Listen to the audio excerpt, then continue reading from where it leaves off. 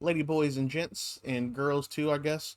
This is FragM3 Pappy here, joined with FragM3 Raito, aka Bro, aka the Carry, aka these plebs need to get the fuck out of my lobby.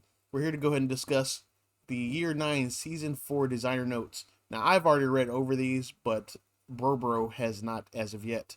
So, we're just going to go ahead and capture some of his expressions as we read through these. Okay, so check it out.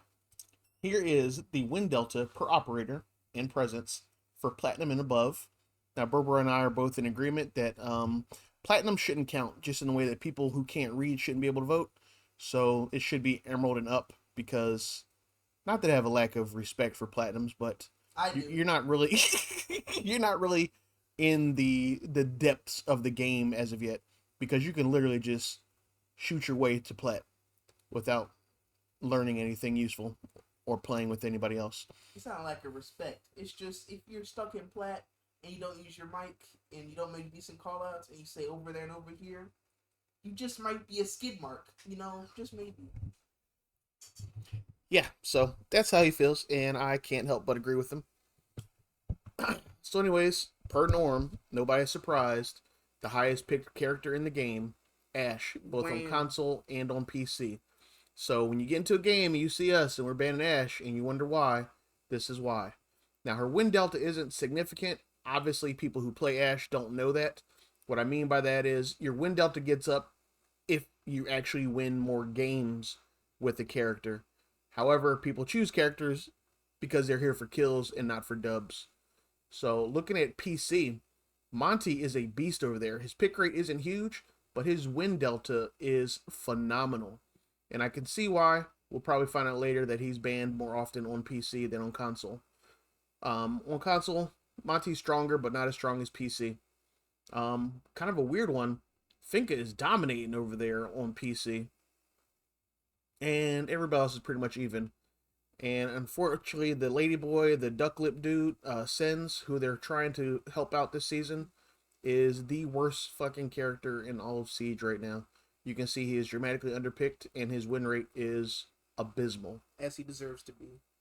Because, yeah. So, anyways, that's win delta per operator regarding attackers. Let's go ahead and look at defenders now. Let's see, there's PC. Doc plebs, burn, get life. And there's console. Jeez. So there's a lot of people who are using Doc, which is great. Doc is a phenomenal character in the right hands. Obviously, his pick rate is huge. His win delta isn't over 1%, so he's not really a dominating character, but it's interesting to see how many people choose him. Now, on console, and I'm a console player, Capcan is an absolute monster. And I can tell you because I'm in the top 1% of games played for all of Siege, that 3-4% is probably me because I get away with some of the dumbest kills. Now, unfortunately, Capcan kills aren't easy because you have to be strategic. So, Capcan in the hands of most is just dog shit. But it's not going to matter because with these numbers, Capcan will be receiving some form of nerf here in the not too distant future, as I can imagine. And you also notice on console that Rook is beastly right now, and as is Frost. So, it's kind of interesting. The people that are actually team characters, team players, like the ones who bring armor for everybody, or the ones that bring extra health, or the ones that are traps, tend to be the highest win characters in the game right now. And it's a little bit different on PC than it is on console. You'll see that there's a lot more high win delta across multiple characters on PC, but not as many on console. And I don't want to say that people who own PCs are smarter, as I PC game as well, but They are. majority of the people that own consoles got it bought by their parents, and they're dog shit to say the least. And I don't mean dog shit human beings. That's their dad's fault. What I mean to say is they come to the game assuming that this is COD, or assuming that this is Fortnite or some other game that doesn't require that little extra use of brain cells to actually get dubs. But regardless, it's interesting. Now, one interesting throw out here before we continue on is I notice Vigil. Vigil has a higher presence than used to be in the past. And it's crazy because every selfish player I jump into with a lobby of randos will grab that Boss G and an SMG 12. Huge pick rate. More than Warden, than Goyo, than Alibi. However, the win rate is dog shit. You throw So if you're out here using Vigil, you may get a couple kills, but it is a mean game because unless you are actually clutching around and actually getting the dub, like so few of us actually do, you're wasting your time and your team's time. You might as well just get on the mic and be like, hey, I'm not really here to win. I'm here to tickle my pickle, and I don't care about losing. I So let's get down to operator ban rate. This is the attackers for PC. And PC, as you saw, the win rate was huge for Monty, so it makes sense. And it's huge on console. You know, it's kind of interesting. When you look at these from season to season over the years, people on console tend to try to emulate the people on PC for some reason. I guess it's where they see most of their gameplay for the lack of content creators that are on console. So I don't doubt that that's the reason that more people on console are banning Monty. Now, there's a lot of people who are really afraid of shields and they really upset about shields, and that's why there's a ban that's proposed for the season. And that's simply because people think they can just shoot their way around shields, not realizing that they have superpowers. Those superpowers are called utility. Let me describe it as a better way, because utility seems to be a word that's used a lot, but it feels like I'm speaking Japanese to people at times. Siege is the game of rock, paper, scissors. Like, for no matter what you choose, you can choose something to dominate those players. So, if in the first round we get attacked by Monty, best believe that Monty is no longer allowed to dominate the board. He will catch every legion, he will catch every Kapkan, he will go through his zombies, he will have to bang on castle doors, he will go through Malusis. When there's a Monty player, he should be dominated as soon as you know there's a Monty player in the game. Same goes through for Blitz, same thing goes for Fuse. There's no such thing as an overpowered shield. It's an underpowered mental midget who can't play against shields. I digress. But one thing that's cool about this thing for ban rate is some people have actually paid attention to the Ash ban. Ash bans we've been doing for a good minute, and it used to be down to 1%. Now it's 2%. So Ash is still running in a lot of lobbies and absolutely destroying people. For console and PC, there is a significant change between Jackal and Dokkaebi. PC people don't like Dokkaebi apparently. Um, and I have friends that hate Dokkaebi and they hate her SMG 12 and they always die to her. they're washed. Whereas for me, I don't really care because I don't position myself in places to get caught on a phone. So whether that means roaming more or putting utility in between me and them, I just don't feel abused, so it's not a threat to me. But let's keep it going. Let's go to the defense operators. Valid. Fenrir on PC and Fenrir second on console. I absolutely agree with that ban. If you are dog shit, I would be afraid of Fenrir. But the truth of the matter is, Fenrir does not have a huge pick rate.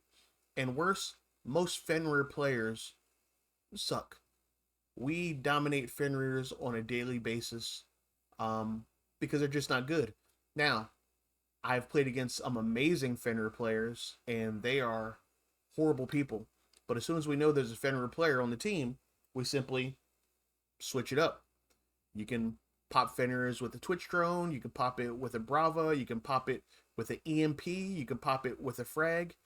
There's no reason that Fenrir should be taking advantage of anybody if you use your magic wand, aka your superpower, aka your hidden skill. It's also known as learning how to drone. If you're going to peek every corner with your face and find a Fenrir, you kind of deserve to die because you're a COD player at heart, because you're somebody who just doesn't want to use the two brain cells you have left together and create a little friction and get something done. Same thing with Kapkan. Kapkans should not be an overall dominating thing, and I die to a ton of Kapkans. I call it good karma because I've killed so many people with people. I deserve to die to a couple Kapkans. But once again, it's a matter of droning and having an idea of where to push and where not to push. So the vigil ban is entertaining. I don't think anybody should ever ban a vigil based upon the win rate. I think you should let that dude stay in there because his win rate is dog shit. But continuing on, now that we're out of all the defenders and attackers and ban rates and pick rates, let's get into the changes. Now, everybody knows that Blackbeard is the buff of the season, aka the new character. I kind of wish it was a separate character instead of getting rid of the old Blackbeard. There's a lot of people who do not like the old Blackbeard because he's underpowered, because he can't just go abuse teams. But I'll be honest, for the players that I know who like Blackbeard, they dominated with his old shield amazingly because they're smart players, and smart players are going to win more games. So it looks like Blackbeard is now getting a rifle shield that is about the size of a blitz shield with a glass covering over his face that's retractable. But the funny thing about the retractable part is it doesn't matter because his shoulders and entire head will appear over top of the shield. So this is going to be a punishing rework for people who can't hit headshots to save their lives. On occasion, I'm one of those people. What you mean occasion? It depends on the gun. So, like, if I got an SMG 11 back when it was hella recoil, you know, I aim in the chest to go ahead and shoot up through the neck and head, let the recoil get the kill. But with Blackbeard, you got to get it done. You got to get done fast. What's really interesting about him right now is his breaching dash. Blackbeard is going to be able to run through soft walls, barricades, deployable shields, armor panels, talon shields, and Kiba barriers. Now, the good thing is, similar to the way that they've done Oryx, he will be temporarily concussed and then slowed for a few seconds after he does it. So it's not going to be the same as a shield running through a barrier and right in your face instantly. There's going to be a slight delay. So when you hear it, flick on his ass and put him down like the dead dog he deserves to be. Anyways, that's kind of where it is right now. A lot of people are hoping that this is going to be God tier. A lot of people are hoping that they're going to be able to dominate lobbies, and his pick rate's going to be through the roof for the first couple months. But I can imagine that smart players are going to go ahead and abuse that overconfidence in the form of doing what we do with every other shield in the game, which is using utility, using your legions, using your Malusis, using all these millions of things that we've done before.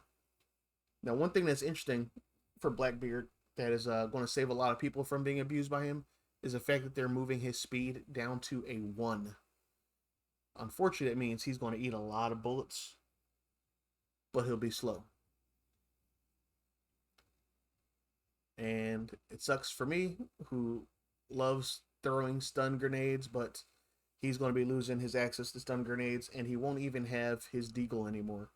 He's going back to some trash-ass guns. What gun? His secondary has no secondary because he has his shield, which is his primary, and he has his SR-25 or the MK-17 as a primary. Sure. I guess that makes sense to somebody. Yep. And they're also nerfing shields into the ground. It only takes like 10 bullets to slow them. So if you're competent, you can have your teammate drop a mag in his front, and you just walk along the side of him and fist him, and it's game over. Yes. That's something interesting we're going to see coming up with regards to the guard break under Montaigne. Before we leave, you're going to notice that the damage has increased for the MK-17, which is already a punishing gun. They're going to increase it to 44 damage. That means the majority of people will die within 3 shots. And they're extending his mag size to 25 because they're slow learners and didn't realize how punishing it was back when he had a larger mag. And they're increasing his ammunition in total to 226. So go ahead and enjoy Blackbeard now. I can nearly guarantee he's going to get a nerf. Probably by, I don't know, mid-season reinforcements. But enjoy it for the meantime. He's got frags. He can go ahead and open up a lot of opportunities with a squad that's willing to push with him. individually he's going to be abused, like all shields should be, honestly. Then we have Monty, and Monty is been really overpowered to the point that if you get a plant down and Monty's sitting on top of the bomb, there's nearly nothing you can do to hurt him if you're by yourself. But you can take advantage of him if there's two people. Well, that will no longer be the case because when you knock on Monty's shield, it has slightly gone to the side before. Now, when you do it in succession, that shield will be unveiled more and more and more to the point that he will lose about 60% of the protection of the shield in front of him. So, if that dude thinks he's going to hide in the corner for free, hit that shield 3-4 times and then put him on his back and down for a nap. So, it's going to be impressive to see how that turns out. Monty's no longer going to be the freebie that people have thought he was. There's not going to be a guy who can just sit back and, make call outs. Hey, they're on me. Nah, because that dude's about to be abused in front of his whole team. Next up on the map is Sens. Sens needs a lot of help. And I still have some questions after reading this, but it's really interesting. So, with his projectors, his would-be smoke thing, it's no longer technically smoke. It is technically a light wall now. Mm-hmm. And by being a light wall, it means that you can't pair up with glass anymore because he can't see through it. Warden can't see through it. Bulletproof cams can't see through it. And Evil Eyes can't see through it. Which means this could actually become the single best way to do smoke plants. Because he has no counter at this point. Which is pretty huge. Now what's also interesting is Sens is going to have the ability to turn on and turn off his light walls at any moment. So, when you see the ROUs go down, and you're here in the plant, you could think to yourself, ooh, let me hurry up and rush him and throw this C4. But a smart Sens is going to go ahead and turn that off and bait you, kill you, and then turn the lights right back on and finish planting anyways. So with teamwork, this could be pretty fucking impressive. But we're going to see how that goes. What you think about that, bro? You think Duck Lips is going to be more highly picked now? The problem for me with Sens was never that his utility was useful. It was the problem that the game does not know how to register the smokes on both sides. So you could run in, think you're safe visually because the smokes are up, and then you get shot, look at the enemy team's POV, and see the smoke was never there. So if they find a way to get through that glaring, should have been in the alpha test server type fix, he's going to be monstrous. And his AR, his LMG, as you would, has always been pretty washed. It doesn't really matter. The turn on and off effect is just Control-C, Control-V from Valorant. But it's cool. It's way too delayed to be, like, tactical. You have to really premeditate it on something. Like, you have to plan it in a specific way for it to be useful or something. But you can't just try to do one of those 200 IQ off-the-spot plays, because that hoe's going to take a second and a half to delay, and it makes noise. So everybody who has Turtle Beach Walmart paid for by stealing their mom's credit card headphones is going to know what's up a minute before it actually goes down. And the L1 button from a C4 always puts it down anyway, so it's inconsequential. So my question with Sens, and we're going to have to see how this works out, is when I throw the ROU, is it automatically going to turn on? Or can I toggle it so that I can throw it and it's not on at all? Like I can pre-prep the plant. Something that would be interesting to know, but of course not right now, because that would make the game fun. And what would be even better and more interesting is would I have the ability to throw multiple ones and without having one and then turn them on at my leisure? Yeah, nah. You're asking for the game to be fun. That ain't gonna happen. Like, that would be pretty impressive. Like, you're doing a window plant on Archives, on Border, and you pre-throw out your Sens. You're like, hey, we're ready to plant. And you start pre-firing through the wall, and then you start planting, and then the walls go up. So people don't already know plant's about to go down. I mean, it makes a lot of noise, and it's as big as a Candelo, so they can just shoot the Sens, and they'll hear it. Correct, but it does drop 7 of them down from 10. But that means they have to shoot each individual one, or EMP them or something. Or they can just shoot the wheel, is what I'm saying. They could shoot the wheels that goes out. But definitely makes an interesting change Yeah, for it sense. bounces funky. You definitely have to do some, like, go into a custom and go practice aiming at a pixel on a bookshelf or something. Because it's always bouncing some weird way. Absolutely. So it's going to be interesting. Okay, going down to Thunderbird. Thunderbird was highly abused, not by the lobby as a whole or the community as a whole, but it was abused by this player I met one time named FragM3 aka Bro. I'm not going to tell you what his trick was, but let's just say they nerfed her because of him and people who used his method. So Thunderbird wasn't really in the patch notes or the roadmap really popularly, and has definitely been overshadowed by the Blackbeard buff. But I think this is the most powerful buff in all of Siege. Thunderbird will now give you an instant 20 health, but then she will continue to regenerate all of your health pending that you don't get shot. Which means you can go spawn kill, Get clapped. damn to get your head blown off, go drop 3 Thunderbirds on yourself, have 60 health, and then as long as you don't get rushed, you'll get all of your health back. She is going to be like a doc, but an indefinite doc, when that can help anybody and everybody everywhere. Now, I'm hoping that most people that try Thunderbird are going to be the dumbass Thunderbirds that I play against, And which is, and with sometimes, and they're going to put all their Thunderbirds down in one place so that when we take objective and we're holding the objective and we've got the plant down and you've got to come take it back, that all of us are now sitting in objective on your Thunderbirds with 100 health. Or you pop shots and disappear and we'll be back on that Thunderbird. up in the room chilling. Now, that is huge. Now, as a Thunderbird player for a long time, her loadout change for her secondary is God tier. She is getting the little short ETAL shotgun. Which is cheeks for everything but hatches. Yeah, it sucks for killing people, but it's great for line of sight.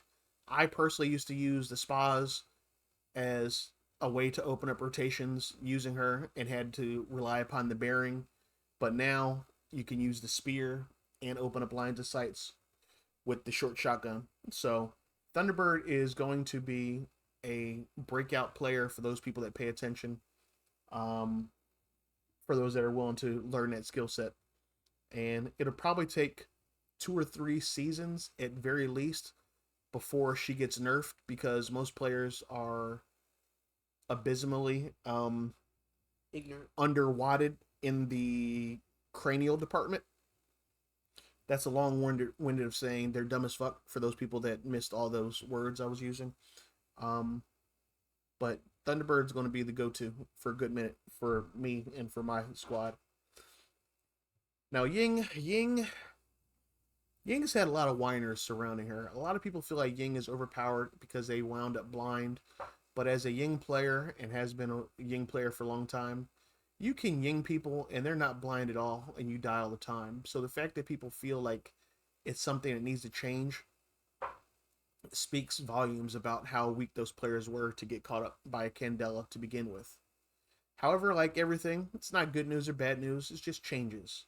So no longer can you just throw a Ying and it instantly pop. When you throw it, it will still have a roll time of 2.5 meters. That's a long distance. The great news about being a long distance is that means when you have one that is not charged, it will roll for 10 meters, aka about 33 feet. That means you guys are going to get what you want in the worst way possible. That means I can ying you guys from a distance. I can ying you from drone holes. I can ying you from places that you never thought were even possible. Through drone holes, under castle doors, over shields. Especially because you can bounce and then it'll roll. Even on the 3 charge. That's going to be so broken for plants. Because originally, you couldn't really pre-place Yings. You gotta move as fast as possible. And I got all the time in the world to throw 2 yings, get in there, start planting, and then as soon as you're on the second tick of your plant, everybody's flashed. Yep, it's going to be abusive. You know what I'm thinking about offhand? Is when you're on Clubhouse and the objective is cash and you're coming through construction. Now, Shoot I the can wall throw up. a single ying from construction and it'll roll all the way through to red, which means that entire red is no longer a stronghold. Worse, if I'm on the wall outside, I can hit through the drone hole and it's going to go all the way to the top of red. It's just going zigzag. It's going to zigzag and keep rolling, which makes it a very interesting push for you and I because Oh, it's if I obstacle. go up to the wall and you're oppo pushing coming up red, everybody's going to be blind on top of red. Oh my gosh, You y'all. can just run, and I can just run buck, chuck a flash just for whatever reason, or just wait until you flash, run up in there and just knife them and keep moving. You know what might be a good move? If I go outside and you oppo push using Finka. So I can unflash myself. But that spear is so stinky. It is, but you can also LMG it because they took the LMG is so stinky. but they took damn near all the recoil off of it. But it's so trash. For those people that complained about Ying and forced this change from Ying, thank you. You fucked yourself. I don't know how to better say it. You fucked yourself. Because, oh man, the people that use these notes to think their way around these problems are going to abuse you and you are going to rage quit. So, I know there's a lot of you that are going to be really upset that have been playing on Zim, that you're about to be stuck in PC lobbies getting your ass handed to you, and you're about to go play Fortnite or Apex or wherever else you think you can cheat next. But this season is going to be mind-breaking for you. Get ready to rage. I hope you get some Ritalin or some fucking Xannies or smoke because you about to be pissed in our lobbies. But appreciate that.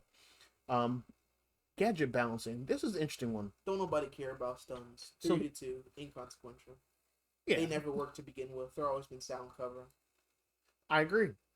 You can't really throw a single stun and expect somebody to die. All you can do is expect them not to be able to hear you running up. And that's questionable. Exactly.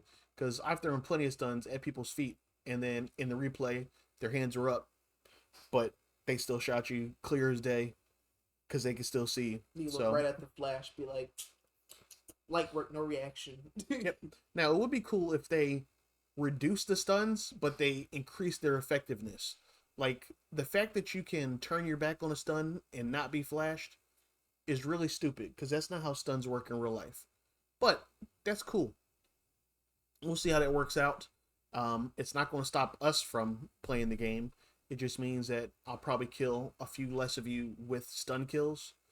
But we can also just, run 3 characters with stuns all at the same time. Like we already do. Exactly. Now, ballistic shields. I already talked about it. We've already talked about it. Here's a significant thing, though. Is now when you get hit by a ballistic shield with a melee and they knock you down, no damage. You don't take any damage. Now, that doesn't really answer my question as to what happens when somebody's already down and you melee them. Does it then take damage?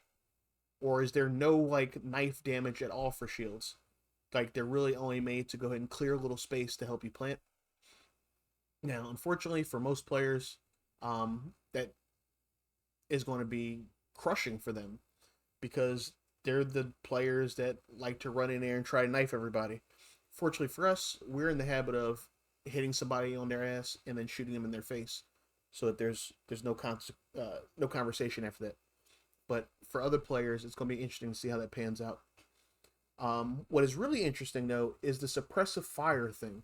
Suppressive fire, if you guys aren't shield players and haven't experienced, when somebody puts a significant number of bullets into your shield, you no longer have the ability to run. Now, for most guns, that's not really an issue, but for somebody who's running a shotgun, it has been horrible to be a shield against somebody running a shotgun. Psst, that's a counter. Use a shotgun. But now, the number of bullets required to actually create that is dramatically less. So, if you're ever stuck in a long hallway with a shield, or even a short hallway, all you got to do is dump your bullets into his shield and then haul ass. because he can't chase you down anymore. Now, if you're smart, you're not just going to haul ass and run away completely. You're going to haul ass and get whatever utility you have on hand ready. So get your Legion. If you got a Melusi in your pocket, put it down. If you got a castle, put a castle door up. Whatever is your utility of choice to battle shields. Um, this puts them at a huge disadvantage. However, a whole lot of shields running together is still going to be a pain in the butt. So I personally think you should tune them guys up before they get to you. If there is a blitz who is in close proximity to you, or a fuse or any other shield, they are at a massive disadvantage right now. From a distance, you can shoot their shield, and up close, you can melee them. And if you get enough melees off fast, they are literally stunned now. Now, I wonder if that means that they're not going to be able to turn to the side like they currently are, or if they're just going to be stuck. Regardless, if you get melee 3 times, your shield is way out the way, and you are now a sitting duck. So it looks like shields are going to be to the point where they will be somewhat helpless by themselves for most characters, for most players, and they're going to rely heavily upon the gunner that stands behind them. So we'll see how that works out and see where it goes. Now for the exciting part. This was the most exciting part for me in all of the notes, and that is shotgun changes. So the ADS dispersion cone reduction, aka tighter grouping of the individual projectiles that come out of your shotgun, has been really bad for the last couple seasons. There's been a lot of debuffs where you used to get better kills via ADS and better kills, hip firing. Now they're kind of taking the time not to just do the hidden changes like they've done for so many times, but being more direct with this season. So this is going to be exciting. The ETA, the trash ass shotgun that I hate with all my existence, is finally getting tighter grouping. The M590A1, aka the SAS shotty, which is already beastly, is getting an ADS cone reduction. The M870, the literal legendary M870, is getting a cone reduction.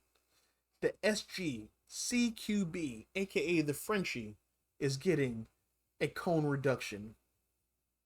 The FO12, aka Ella's fucking monster shotgun, That gun is trash.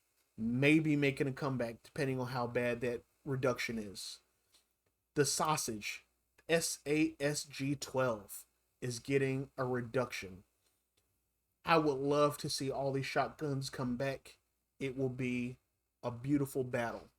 This battle will be legendary. Some Kung Fu Panda stuff if these shotguns are ready for the shield reworks and the Blackbeard rework. It's going to be amazing. Now, beyond the ADS, aka hitting that L2 before you shoot reductions, there's a couple guns that are going to get hip fire cone reductions. Ooh, that supernova on the rush with Amara is about to go crazy. Crazy. So now with Ital, it may actually become a decent gun. Crap. Because they're going to reduce it from the hip fire and they're going to reduce it in the ADS. Same thing with the SAS shotty and the M870 and the Frenchie. Whoo. And now the Supernova is going to be a running gun shotgun with hip fire damage that is unprecedented. The Supernova has always been a decent shotgun. It's been kind of hit or miss though. It's got this weird, almost feels like reverse cone to it. Like it hits you better from a distance than up front. But hopefully with this cone reduction, that's going to be fixed as well. Hopefully. These are the words that are on the page, but we can only... Different realities. Yeah, we'll have to see how it turns out. But there's going to be a lot of hate mail coming to myself and anybody else who's a monster with a shotgun. People who think they're amazing hate people who use shotguns. But I got no problem putting you in the back and put you back into the lobby waiting for your team to get shit on the rest of the round. because I always use shotguns, position with the shotguns, and dominate. Let's see what's the recoil. So, recoil is going to change for both PC and console, Wham. and it looks like it's only specific to shotguns. Lame. So, the M1014, aka the shotgun that's used by Pulse and by Castle, If you use for castle, you're nasty. first shot will be reduced, which is beautiful. Unfortunately, they're going to increase the vertical recoil after the first shot for both the M1014, the Spaz 12, and the Super 90. However, for the Sausage, which may be making a return, And the Super 90. Sorry, now. for the Sausage, you're going to have reduced recoil on the first shot and reduced recoil, period, because it's not going to increase after that. So, this may be the return of the shotgun meta. It's pretty huge. Okay, now here's your rank distribution, and part of the reason I say, if you're plat, Your vote should not matter. your vote shouldn't matter. And it's just simple math. I don't want to be that guy, but if you add up all the percentages of players from Emerald through Champ, that represents less than 10% of the overall player distribution. So if you're not in the top 10%, I'm not going to say you don't deserve an opinion. I'm just saying that you should learn the opinions of those people, because often those opinions will help you to play better. Because there's nobody crying about Yings in my lobbies. There's no people crying about barbed wire in my lobby. What we do is we simply get over it and keep it moving, to be honest.